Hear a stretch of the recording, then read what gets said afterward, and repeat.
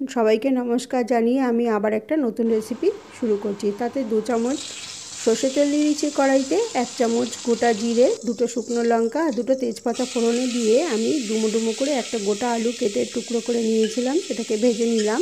তার মধ্যে একটু আলুটা ভাজা হয়ে গেলে পর তার মধ্যে আমি 5-6 টুকরো ফুলকপি দিয়ে দিলাম আর একটা গাজর ডুমো করে কেটে নিয়েছি দিয়ে দিলাম। ফুলকপিগুলো একটু বড় বড় করেই আমি কেটে দিয়েছি। দিয়ে ভালোভাবে এগুলোকে নাড়িয়ে আমি ভেজে নিচ্ছি।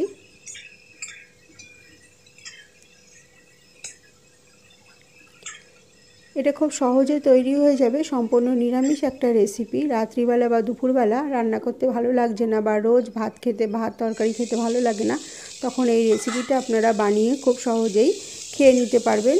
এটা রায়তা বা মাংস যদি রান্না করেন, মাংস রায়তা বা এমনি শুধুও খেতে দারুণ লাগবে। আমি এখানে 1 মুঠো কড়াইশুঁটি দিয়ে দিলাম, দিয়ে সেটাকে ভালোভাবে নাড়িয়ে আবার ঢাকা দিয়ে রাখলাম 2-3 মিনিটের মতন। এবার আমি একটা বড় সাইজের ক্যাপসিকাম নিয়ে নিয়েছি টুকরো করে, আর কিছুটা পেঁয়াজ কলি নিয়ে এটাকে আমি দিয়ে দিলাম। চাইলে এখানে পেঁয়াজ কলিটা আপনারা নাও দিতে পারেন। নিরামিষ যদি মনে করেন যে পেঁয়াজ কলি দেবো না, তাহলে পেঁয়াজ কলিটাকে বাদ দিতে পারেন। এগুলো দিয়ে ভালোভাবে আবার নাড়িয়ে দিলাম। দিয়ে আমি এর মধ্যে 1 চামচ আদা বাটা দিয়ে দিচ্ছি। আদা বাটা দিয়ে আদাটাকেও ভালো করে সবজিগুলোর সাথে মিশিয়ে দিচ্ছি। এটা শুধু খেতেও অপূর্ব লাগবে, একবার বানিয়ে দেখতে পারেন। যদি ভালো লাগে অবশ্যই আমাকে একটা কমেন্ট করে জানাবেন, আপনাদের কমেন্ট আমার খুব ভালো লাগে পড়তে। 1 চামচ নুন দিয়ে দিলাম এখন, যদি পরে আবার নুন লাগে তো দেব। আর দিলাম 1 চামচ হলুদ গুঁড়ো, 1 চামচ জিরে গুঁড়ো দিয়ে আবার মশলাগুলো দিয়ে আবার ভালোভাবে সবজিগুলোর সাথে মিশিয়ে দিচ্ছি।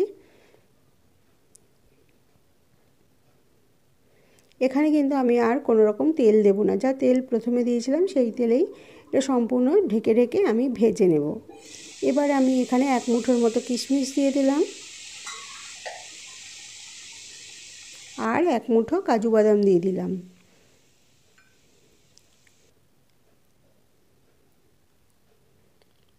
দিয়ে ভালোভাবে আবার মিশিয়ে দিচ্ছি। ভালোভাবে মিশিয়ে দিয়েছি, দিয়ে আবার ঢাকা দিয়ে দিচ্ছি। এটা সম্পূর্ণ ঢাকা দিয়ে দিয়েই রান্নাটা করব, তাহলে এটা টেস্টটা আরও ভালো হবে। এবার আমি এখানে বিরিয়ানি বানানো হয় যে চাল দিয়ে, সেই চাল নিয়ে নিয়েছিলাম 2 বাটির মতন। সেই চালটা আমি ভালো করে ধুয়ে পরিষ্কার করে এই চালটা দিয়ে দিলাম। 2 বাটি জল, এর মধ্যে কিন্তু আমি 2 বাটি চাল নিয়েছি, তাই 2 বাটি জল দেব না, 3 বাটি জল দেব। কারণ সাধারণত আমরা পোলাও বানালে 2 বাটি চাল নিলে তার 4 বাটি জল দিই, আমি এখানে 3 বাটি জল দেব।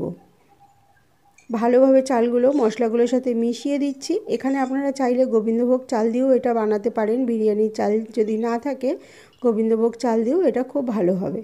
জল দিয়ে দিলাম, দিয়ে এটাকে আমি আবার ভালোভাবে মিশিয়ে দেবো। এখানে কিন্তু জলটা আমি গরম করে দিইনি, জলটা ঠান্ডাই দিয়েছি। দিয়ে ভালোভাবে সমস্ত সবজির সাথে চালের সাথে জলটাকে মিশিয়ে দিলাম। এবার আমি এখানে স্বাদ মতো চিনি দিয়ে দিচ্ছি। একটু মিষ্টি মিষ্টি খেতে এটা ভালো লাগবে, তাই আমি 3 চামচের মতন, 4 চামচের 3 চামচের মতন মিষ্টি দিলাম। যদি আপনারা ঝাল পছন্দ করেন তাহলে এখানে আপনারা তাহলে গোলমরিচের গুঁড়োও দিতে পারেন। তৈরি হয়ে গেছে দেখুন, আমি 10 মিনিট পরে খুলেছি, 10 মিনিট পরে কেমন ঝরঝরে তৈরি হয়ে গেছে। এটাকে আপনারা ভেজ পোলাও হিসেবে বলতে পারেন বা ভেজ পোলাও হিসেবে তৈরি করতে পারেন। একদম ঝরঝরে তৈরি হয়ে গেছে। আমি উপর নিচ একটু ভালোভাবে নাড়িয়ে মিশিয়ে দিচ্ছি। এবার উপর থেকে আমি ঘি ছড়িয়ে দিচ্ছি। সম্পূর্ণ তৈরি হয়ে গেছে। যদি ভালো লাগে অবশ্যই সাবস্ক্রাইব করে আমার পাশে থাকবেন, কমেন্ট করে জানাবেন আমার রেসিপিটা আপনাদের পছন্দ হয়েছে কিনা। আপনাদের সাবস্ক্রাইব আমাকে খুব উৎসাহ দেয়।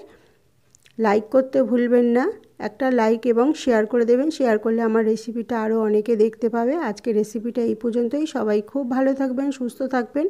আবার দেখা হবে অন্য কোনো দিন অন্য কোনো নতুন রেসিপির সাথে। এবার আমি গ্যাসের ফ্লেমটাকে বন্ধ করে ঢেকে রেখেছিলাম 2 মিনিটের মতন।